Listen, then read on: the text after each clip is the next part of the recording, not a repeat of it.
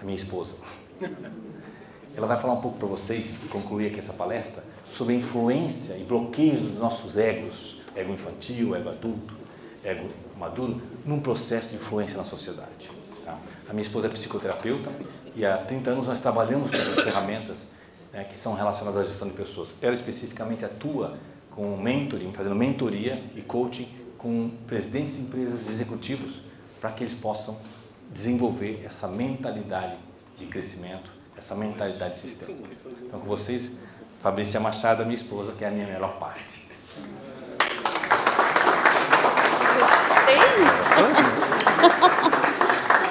Adorei a parte da melhor parte, né? Vou lembrar disso quando a gente estiver tendo uma DR.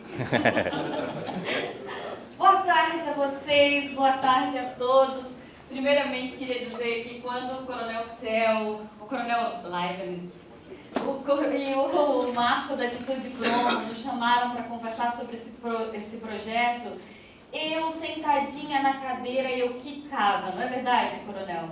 De tão feliz com essa ideia de poder falar sobre isso para vocês. O Márcio trouxe muito bem de que forma a gente pode inspirar com as nossas competências emocionais. Por quê? Porque eu acredito muito, sim, que nós civis podemos trabalhar em conjunto em projetos extremamente evolutivos, inspiradores e que podem trazer muita diferença para a sociedade. Então eu adorei esse projeto, sou muito grata, o Coronel já sabe disso, e muito grata com isso.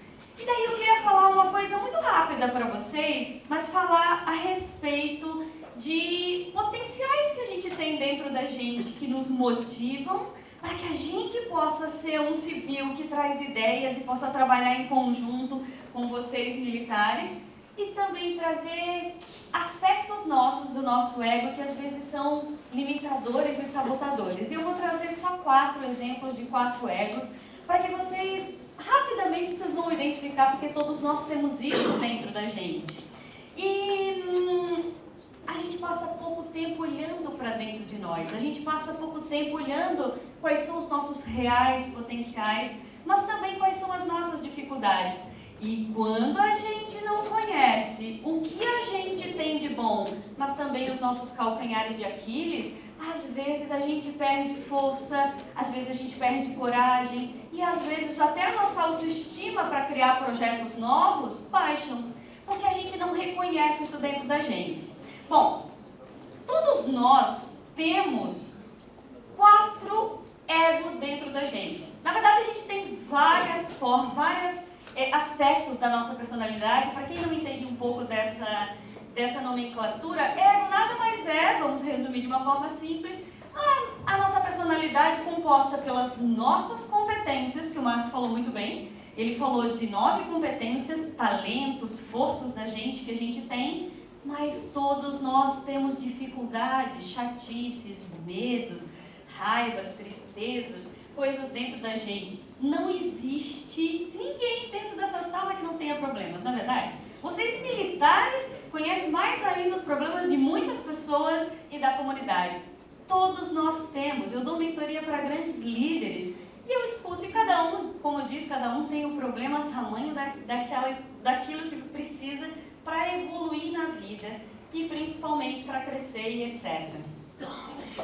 Então eu vou falar para vocês de 4 tipos de egos. Todos nós temos um ego infantil. Vocês sabiam? Alguns mais fortes e outros mais brandos. O que é esse nosso ego infantil? É como se fosse a nossa criança ferida. O ego infantil nada mais é do que o nosso estado de reclamação, crítica, sabe quando a gente está sempre lamentando a vida, dizendo que o problema é do condomínio que a gente mora? O problema do meu marido, se ele pudesse mudar, daí sim, a gente ia ser mais feliz. Você não, amor. O problema é da sociedade, o problema é do governo, o problema é da associação. Quando a gente está sempre olhando para fora e achando, ou o problema dos militares, né, os civis, a gente pode estar falando sobre isso. Quando a gente diz que o problema está fora da gente, nós estamos um pouco no nosso ego infantil. Sabe por quê? Porque toda vez que a gente reclama, a gente entra num papel de vítima, mesmo sem a gente perceber. Tem gente que reclama e logo já vai para uma solução para agir. tem gente que fica num papel de reclamação constante. E quando a gente está nesse ego, e a gente conhece muitos adultos assim, você já viu quantas pessoas que às vezes estão sempre reclamando e não fazendo nada para mudar? Esse é o nosso ego infantil. E quando ele está presente, ele nos sabota, ele baixa a nossa autoestima. Por quê? Porque a gente entra nesse papel de vítima e acha que o problema está fora. Nós temos um ego adolescente dentro da gente. Tem gente que já passou muito bem pela adolescência, viveu o que tinha que ter vivido, curtiu. Mas o ego adolescente nada mais é do que aquele nosso personagem competitivo, que quer ser aceito pelo grupo, que se acha a última bolacha do pacote. Vocês lembram quando a gente era adolescente, quer dizer, alguns, e a gente acha que tem toda a verdade do mundo? A gente não tem um mindset de crescimento para aprender com quem sabe mais que a gente. A gente começa a achar que muitas coisas têm aquela certeza que o nosso grupo diz que é, ou que a gente acha. Muitos enfrentam, muitos pais. É uma coisa que acontece muito atualmente hoje em dia. E esse é o nosso ego adolescente. Toda vez que a gente está numa discussão com a nossa esposa, o nosso marido, os filhos, ou entra nesse papel querendo ter essa certeza, mesmo às vezes tendo dúvida, nós estamos um pouquinho nesse nosso ego adolescente. Mas, passando esses dois egos, que são os mais primários, quanto mais forte esse ego está forte dentro da gente, menos força a gente tem para construir projetos novos, para construir e etc. E todos nós temos um outro ego, que é o nosso ego adulto. Sabe o que é o nosso ego adulto? Quando a gente chega na fase adulta, o que a gente quer? Casar. Os militares que estão aqui querem fazer carreira, querem trabalhar, querem estudar, querem fazer acontecer, querem subir na vida. O nosso ego adulto é responsável pelo nosso processo de ganhar dinheiro, construir casa, criar filhos, criar projetos. Esse é o ego adulto. O ego adulto quer fazer acontecer, quer reconhecimento, quer mostrar que veio para servir, que veio para fazer alguma coisa. E esse é o nosso ego adulto. Ele também está muito presente. Tem muitas pessoas que têm um ego adulto muito forte. Vocês já viram hoje, as crianças que têm mais facilidades na infância são aquelas que têm mais dificuldade de desenvolver um ego adulto mais forte, de conquistar as coisas? E quem tem dificuldade de ganhar dinheiro, de trabalhar, de fazer essas questões, está muito apegado nesse ego mais infantil. O nosso ego adulto é esse que nos dá força para construir coisas. Mas nós temos um outro ego, que é um ego muito especial, que ele começa a se desenvolver a partir dos 40 anos. Eu estou vendo várias carinhas aqui que praticamente tem 40 anos ou um pouquinho mais, né? Quando a gente começa, eu tenho 48 anos, 25 anos de casado com o Márcio, quando a gente começa a desenvolver esse nosso ego maduro, o que o nosso ego maduro quer? Nosso ego maduro, ele quer coisas relacionadas com a nossa alma. Ele quer construir coisas para a sociedade, a gente quer deixar legado, a gente quer ajudar, tem pessoas que querem ajudar os filhos, como o coronel falou. Ele não ganha nada para fazer isso lá na rua dele e separar os lixos. Ele faz isso de graça. O nosso ego maduro tem vontade de fazer parte da sociedade. Nosso ego maduro tem vontade de servir. Nosso ego maduro tem vontade de deixar legado. O nosso ego maduro tem uma força própria de construir algo que possa ajudar os outros sem fins, sem interesse próprio. E quando a gente fala desse projeto de aproximar o militar da sociedade, aproximar a gente civil com vocês, a gente está falando um pouco desse nosso ego maduro. A gente está falando um pouco dessa nossa vontade. E eu vejo como civil que muitas vezes a gente quer participar de alguns projetos, mas às vezes a gente, como falou o coronel, às vezes tem ideias, mas não tem talvez coragem, mas não tem talvez força para poder se comunicar. Eu tenho um exemplo que é muito interessante. Eu tenho um amigo que ele foi comandante do BOP. E a gente mora no mesmo condomínio, esse meu amigo. E esses dias, e ele já me ajudou em 2 projetos extremamente pessoais, assim. Eu gosto de fazer muitos projetos sociais, participo de alguns projetos, como Casal à Luz do Caminho, etc.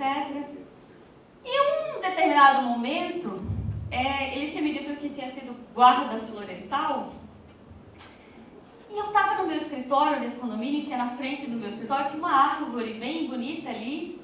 E no meio de que eu estava trabalhando lá, de repente eu vejo um gavião passando assim e pá, batendo na árvore. E quando eu fui ver, eu disse, meu Deus, o que é isso? Quando eu fui ver, o gavião batia e eu estava tão apavorada com aquilo.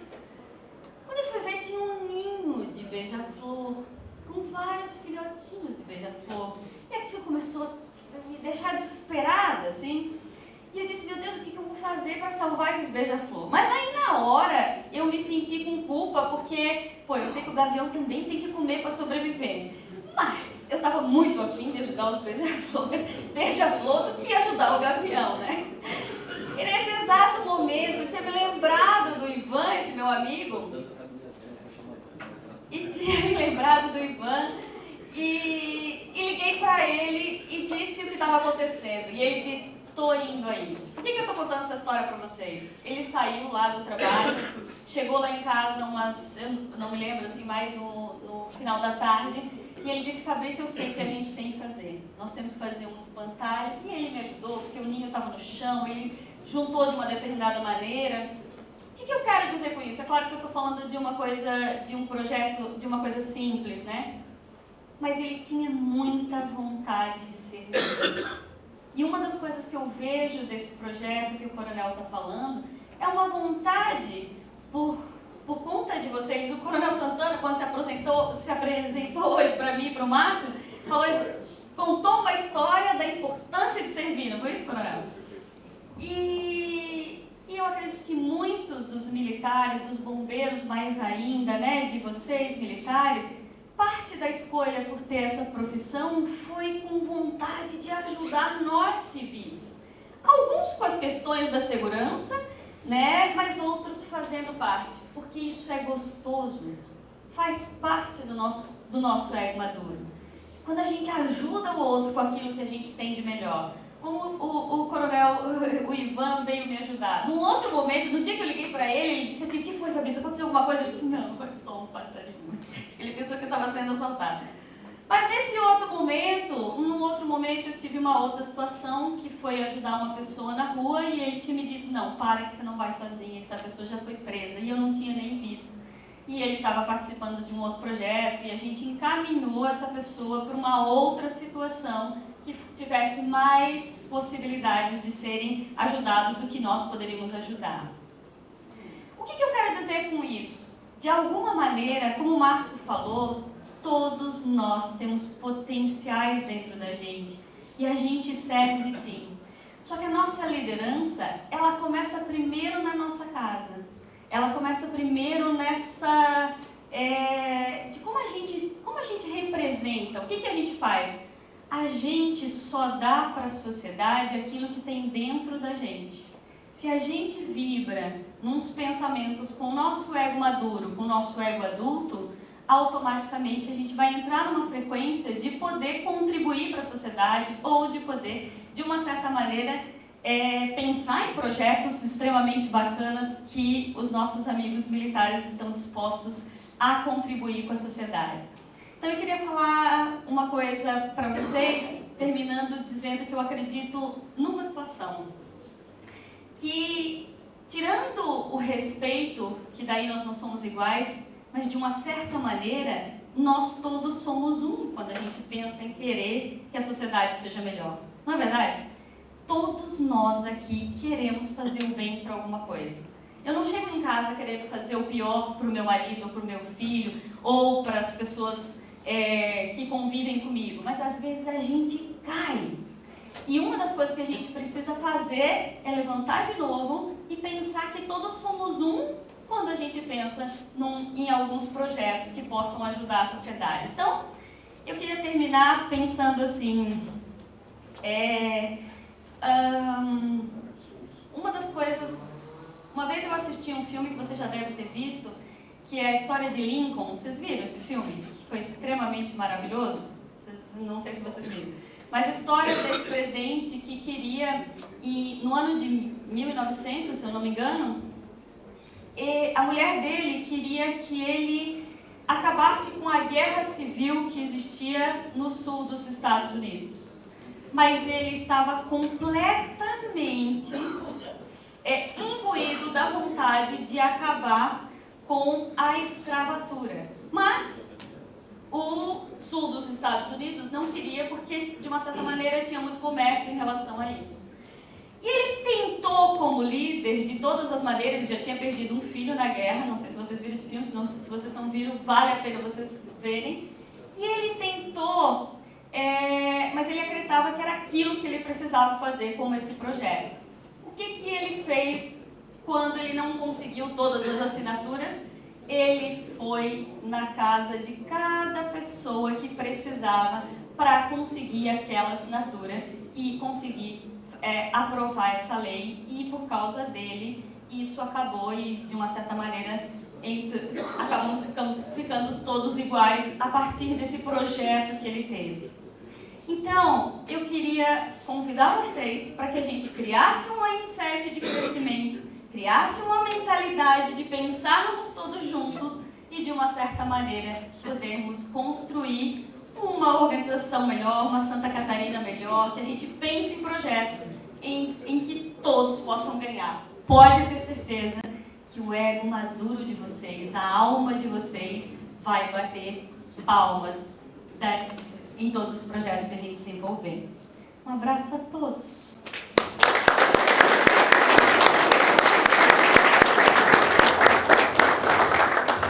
Obrigado.